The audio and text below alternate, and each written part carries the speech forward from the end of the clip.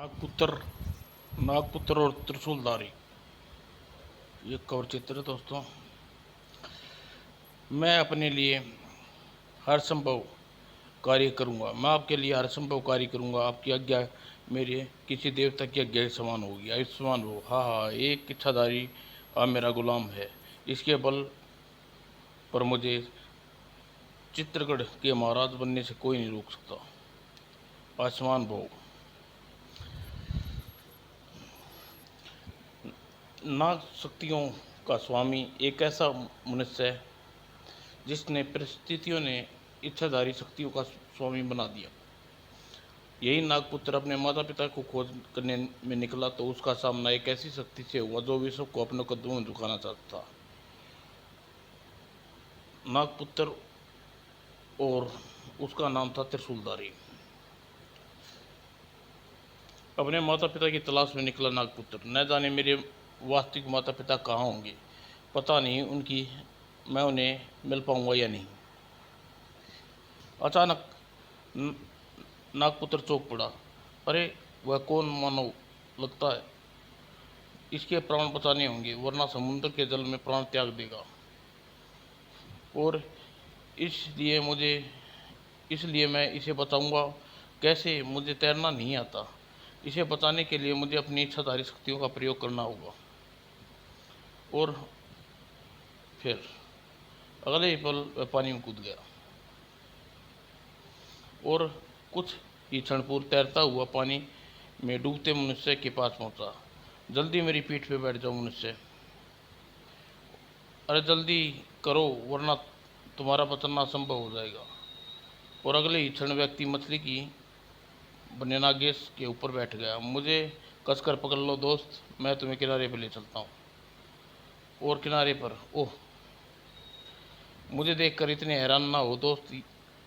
यह सब यह इसलिए संभव है क्योंकि मैं इच्छाधारी शक्तियों का स्वामी। इच्छाधारी शक्तियाँ? हाँ मित्र, लेकिन अब यह विषय छोड़ो और यह बताओ तुम कौन हो और समुद्र में कैसे गिर गए। मेरा नाम चतुर्भुज है और मैं स्वामी त्रिशूलधारी का शिष्य हूँ। आज मैं समुद्र में भ्रमण करने के लिए तूफान में फंस गया। तुम सही वक्त पर न आते तो मैं जीवन न बचता। लेकिन तुम हो कौन और समुद्र में क्यों घूम रहे थे? मैं नाग मैं नागलोक का वासी हूँ और वासी नागपुत्र हूँ और मनुष्य लोक में अपने वास्तविक माता पिता की खोज में निकला था। तुम्हें जानते हो कि तुम्हारे वास्तविक माता पिता कौन है? नहीं, लेकिन मुझे आशा है कि देवता की कृपा से जल्दी उसे तलाश लूँगा। मैं तुम्हारे माता पिता को ढूंढने में तुम्हारी बहुत सहायता कर सकता हूँ। तुम मेरे साथ चलो। मेरे गुरु ब्रह्मांड के विषय में सब कुछ जानते हैं। वे अवश्य ही तुम्हारे माता पिता को खोजने में तुम्हारी सहायता करेंगे। चलो और जल्दी त्रिशूल के आश्रम में। क्या बकते हो? मैं सही कह रहा हूँ महाराज, वह युवक इच्छाधारी शक्तियों का स्वामी है। लेकिन यह कैसे हो सकता है? यह हुआ है गुरुदेव, मैंने उसे अपनी आंखों से देखा है। उसकी शक्तियों का प्रदर्शन देखा है। ओह, तो सचमुच ऐसा है तो वह हमारी वर्षों की तपस्या सफल हो सकती है। हमें विश्व विजेता बनने के लिए कोई नहीं रोक सकता। उस युग को हमारे सामने लाया जाए जो आज्ञा। और तुरंत ही आपको गुरुदेव ने याद किया है मान्यवर। चलिए चलिए। और नागपुत्र त्रिशूलधारी के सामने, अपनी आंखें बंद कर लो युवक। हम तप बल से तुम्हारे माता पिता के दर्शन कराएंगे जो आज्ञा गुरुदेव। और नागपुत्र ने आंखें अपनी बंद कर ली। इसकी इसने आंखें बंद कर ली हैं। वश में करने का यही अवसर है। और दूसरे क्षण, अब यह मेरे समोहन में है। और आंखें खोलो बस। हम कौन हैं तुम्हारे? आप मेरे मार्गदर्शक है महाराज। आपकी आज्ञा किसी देवता के समान है। और किंतु तुरंत ही त्रिशूलधारी ठाकर गूंजा। हाँ हाँ, एक इच्छाधारी नाग मेरा गुलाम है। अब मुझे वेगा राज्य का स्वामी बनने से कोई नहीं रोक सकता। वेगा राज्य अब मेरा गुलाम होगा। हाँ हाँ। और फिर त्रिशूलधारी नागपुत्र से बोला, अपना सारा ध्यान ध्यान उधर केंद्र करो पुत्र। हम तुम्हें कुछ दिखाना चाहते हैं। जो आज्ञा महाराज।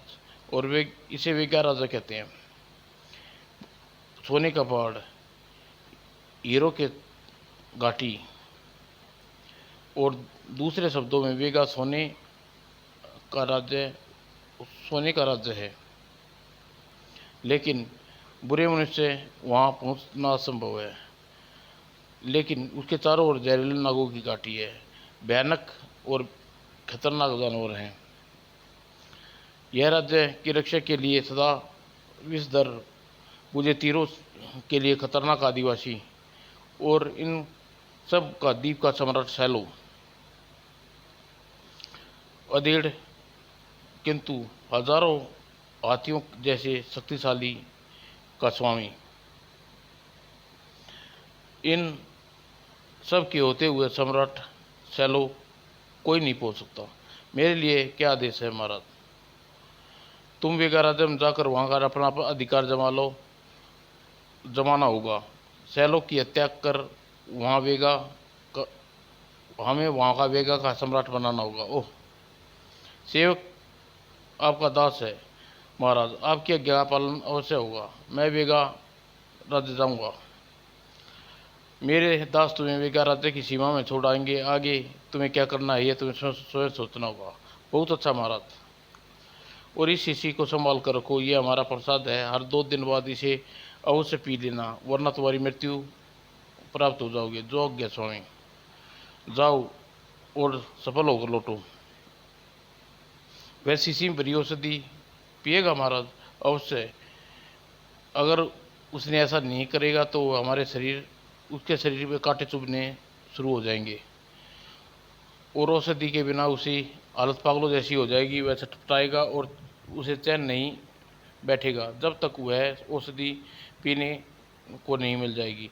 लेकिन महाराज, उस औषधि में आखिर ऐसा क्या है?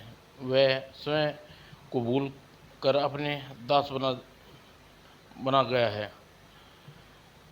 वह औषधि हमारे द्वारा बनाया गया एक चमत्कार है, जिसे पीने के बाद वह मनुष्य के मस्तिष्क में शून्य पहुंच जाता है, और औषधि अधिक मात्रा में लेने से मनुष्य स्वयं सोचने की शक्ति नष्ट हो जाती है, और वह औषधि का अवसर मनुष्य पर रहेगा। वह पागल कुत्ते की भांति जो कहेंगे वह मानेगा। वेगा राज्य चलने की तैयारी करो भुजंग। हम देखना चाहते हैं कि हमारा दास किस तरह अपनी शक्तियों का इस्तेमाल करके हमें वेगा का स्वामी बनाएगा। जो आज्ञा महाराज। और फिर मित्र, बस मित्र, इससे आगे नहीं जा सकेंगे। ठीक है, आप ठीक है, यहाँ से तुम लौट जाओ और वेगा राज्य पर स्वयं पहुँच जाऊँगा। और दूसरे ही क्षण नागपुत्र पानी में कूद गया। मुझे अपने गुरुदेव पोंगा राज्य के मान बनाना है, दम लूँगा। मुझे अपने गुरुदेव को वेगा राज्य का महाराज बनाकर ही दम लूँगा, और नागद्वीप में। लेकिन इसके लिए मुझे पहले इन जहरीले नागों को से निपटना होगा। और तुरंत ही नागपुत्र नागों की घाटी में कूद पड़ा, और नीचे आकर इतने लंबे और विषधर सर्प मेरे शत्रु, इनसे सबसे लड़ने के लिए मुझे नाग देवता की सेवा में अवश्य जाना पड़ेगा। और अगले ही क्षण और फिर एक नाग युद्ध छिड़ गया नागों के बीच में। फू फू फा चीन चीन। और माफ़ करना मित्र, आगे बढ़ने के लिए मुझे तुम्हें रास्ते से हटाना होगा। और एक खतरनाक नागपुत्र पर घातक वार किया, और अगले ही पल वह गिर कर नीचे तड़पने लगा। अरे मूर्ख, जो जहर पीकर तूने इतना बड़ा हुआ है उसे काटने का यही अंजाम। ओह मूर्ख, जो जहर पीकर इतना बड़ा हुआ है उसे काटने का यही अंजाम होता है। और यह लड़ाई मुझे ज़्यादा देर नहीं चलानी चाहिए। अगले पल नाग की छाती में वास करने वाले नाग देवता मुंह से विष फुकार निकली, और घाटी में फैलती चली गई, और तीव्र जलजला विषैले नाग जल गई, और अगले ही पल नागपुत्र घाटी की दीवारों के ऊपर पड़ने लगा और जल्दी ही नागों की घाटी मैंने पार कर ली है। अब खतरनाक विचित्र जानवरों की निपटना होगा। और अगले ही पल पीछे देखते ही उसकी आंखें आश्चर्य से फटी रह गई। ओह! एक जानवर उससे आग उगली। उफ! अगर मैंने इसकी आग को जल्दी ही कोई प्रबंध न किया था, मुझे भस्म कर देगा। अगले क्षण नागपुत्र के सीने में विराजमान नाग देवता के मुख से हजारों सांप निकलकर भयानक जानवर की तरफ बढ़े और विषधर नाग देवता के मुख पर से निकलने वाले नागों ने उसके भयानक जानवर पर आक्रमण कर दिया। और दूसरे पल और नागपुत्र ने विष ज्वाला का प्रयोग किया और फिर बढ़ाम। ओह! लगता है ये भयंकर जानवर मुझे ख़त्म कर डालता। लेकिन तभी नागराज संभल भी नहीं पाया था कि खच खच खच खच खच। ओह!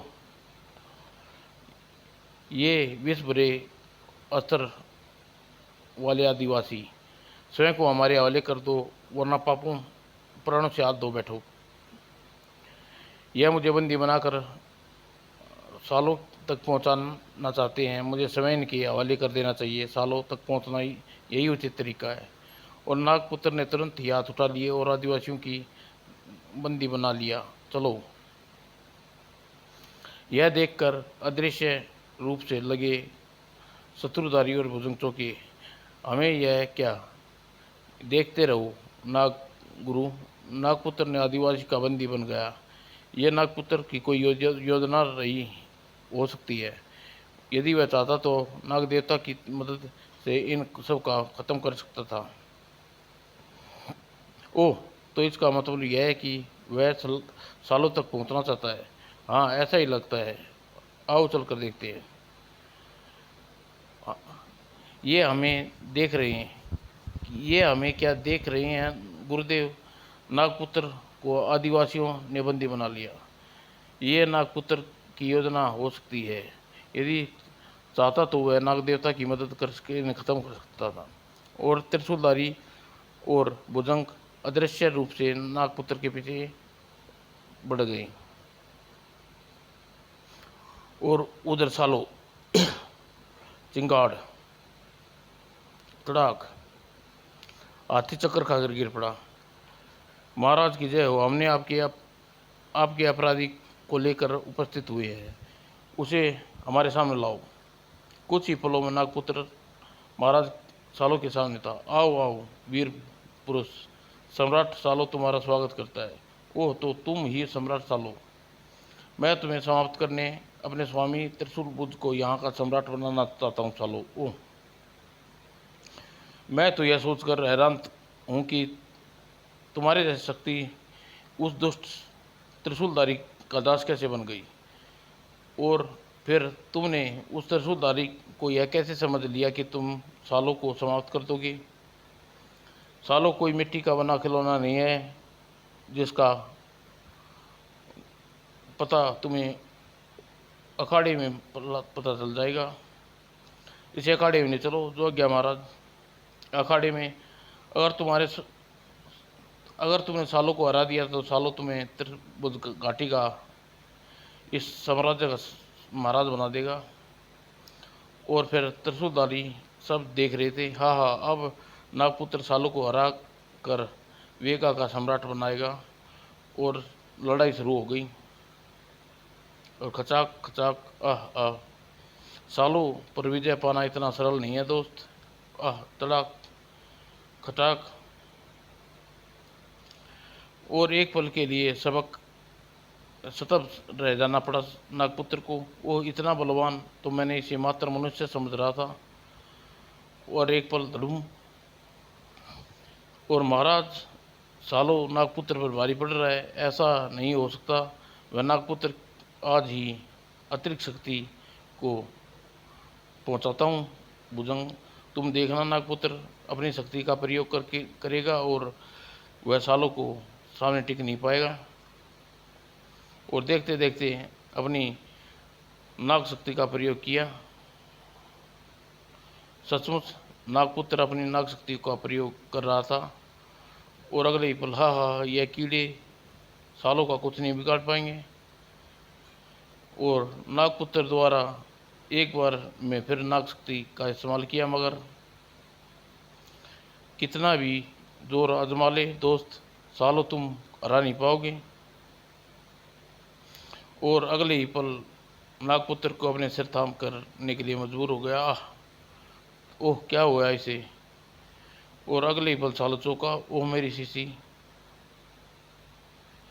और एक पल भी नहीं गवाया उसने, अपना हाथ सीधा किया। ओह इसने अचानक क्या हो गया। अब नागपुत्र नीचे पड़ा था, जलबिन मछली की तरह तड़प रहा था। आह आह। और तभी चीख पड़ा, सालो राजवैद्य को बुलाओ, जल्दी करो। वो तुरंत ही इसका तुरंत उपचार करो, इसे कुछ होना नहीं चाहिए राजवैद्य। और उधर नागपुत्र की दशा देखते हुए त्रिशूलधारी चौंका। वो ये क्या, नागपुत्र को समय पर औषधि की आवश्यकता क्यों पड़ गई। आप भूल रहे हैं महाराज, नागपुत्र के रगों में लहू की जगह जहर दौड़ता है। वो इसलिए मेरी औषधि का प्रयोग समय से पहले समाप्त हो गया। ओह अब क्या हुआ महाराज। अब कुछ नहीं हो सकता भुजंग। अब देखो रहे हो कि सालों के वैद्य उपचार के लिए कर रहे हैं, अवश्य ही नागपुत्र को हमारी औषधि का प्रभाव मुक्त कर देंगे। और उधर सालों के विशेष कक्ष में उप लगता है शक्तिशाली, इतना शक्तिशाली और इच्छाधारी शक्तियों का मालिक साधारण मनुष्य त्रिशूलधारी के वश में कैसे आ गया। जल्दी बताइयो। हमने महाराज, हमने इसे बचा लिया। इसे क्या हुआ था राजवैद्य। इसकी नस में एक भयंकर औषधि का प्रभाव था महाराज, जो मनुष्य को मानसिक को क्रुद्ध कर देती है। और औषधि के प्रभाव से मनुष्य शुद्ध बुद्ध खो बैठता है, उसे वही करता है कि जैसा से दिया जाए। इसमें इसमें ऊपर किसी औषधि का असर बिल्कुल समाप्त कर दिया है। अब यह इसकी चेतना लौटाएगी, यह सामान्य हालत में होगा। ओ ईश्वर का लाख लाख धन्यवाद, ये युग बच गया, वरना इसकी मृत्यु हम पर बोझ होती। और उसी समय एक सैनिक उपस्थित हुआ। ये ताबीज़ इस युग के वस्त्रों से मिला महाराज। ओह ये ताबीज़ तो मेरे बड़े भाई सूरज सेन का है। ओह इसका मतलब यह है हमारा खोया हुआ भतीजा है, जो समुद्री तूफान में बह गया था। और वह नागराज को होश आ गया। और एक झटके में उठ बैठा। आप लोग कौन है, यहाँ कैसे आया। आपके मस्तिष्क पर जोर डालिए, प्रयत्न मत करो पुत्र, हमें तुम्हें सब कुछ बताते हैं। लेकिन इससे पहले यह बताओ, यह ताबीज़ तुम्हें कहाँ मिला। यह मेरे खोए हुए माता पिता की अंतिम निशानी है। इसी की बल पर मैं अपने माता पिता को खोजने निकला हूँ। समझ लो तुम्हारी खोज संभव हो गई। मेरे बड़े भाई के पुत्र हो, तुम्हारा चाचा हूँ। चाचा मेरे माता पिता कहाँ हैं। उनकी उसी समुद्र तूफान में मृत्यु हो गई थी जिसमें तुम उनसे बिछड़ गए थे। ओह मैं अपने भाई की याद में वर्षों तड़पता रहा पुत्र। अब मैं उसकी अंतिम निशानी को कहीं नहीं जाने दूंगा। और अचानक ये नागपुत्र चौंका। मैं तो शत्रु त्रिशूलधारी के पास था, फिर यहाँ कैसे आ गया, मैं बताता हूँ। और फिर सम्राट सालों ने नागपुत्र को सब कुछ बता दिया। नहीं नहीं यह सब झूठ है, सब झूठ है, ये नहीं हो सकता। जो मैंने कहा है वही सत्य है पुत्र। तुम इस त्रिशूलधारी के संभोग में फंसकर यहाँ मेरी हत्या करने आए थे। ओह तुम्हें बर्बाद करने का प्रयत्न किया गया है दुष्ट त्रिशूलधारी ने। उसने अपनी बर्बादी का बदला लेना होगा। आपका सारा जहर उसकी नसों में भर देगा नागपुत्र। बोलो नागपुत्र, तुम ऐसा करोगे, बोलो। चाचा जी, हाँ चाचा जी मैं ऐसा ही करूँगा, सौगंध खाता हूँ। जब तक त्रिशूलधारी और उसके जैसे लोगों की नसों में अपना जहर नहीं भर दूंगा, चैन से नहीं बैठूंगा। त्रिशूलधारी तू मेरी आवाज़ सुन सकता है तो सुन। आज के बाद नागपुत्र का नाम मौत की तेरा पीछा करेगी। और पहला अवसर मिलते ही तुझे ख़त्म कर डालूंगा दोस्त। ओह, वह तो आपको ख़त्म करने की धमकी दे रहा है महाराज। हाँ हाँ हाँ, ये बालक शायद ये मुझे अच्छी तरह से नहीं जानता। त्रिशूलधारी नाम है मेरा। विश्व सम्राट, सर्वश्रेष्ठ और सबसे अधिक शक्तिशाली तांत्रिक हूँ मैं, जिसे एक दिन नागपुत्र के सामने मुझसे होगा उस दिन अपने जीवन का अंतिम दिन समझना। और फिर त्रिशूलधारी का शरीर विभिन्न होता चला गया। क्या नागपुत्र त्रिशूलधारी को अपना बदला ले सका? क्या त्रिशूलधारी ने अपनी तांत्रिक शक्तियों से नागपुत्र के नामो निशाने मिटा सका? दो खुखार शेरों की लड़ाई में कौन जीता, कौन हारा, यह पढ़ना ना भूलें नागपुत्र का जहर में। धन्यवाद दोस्तों।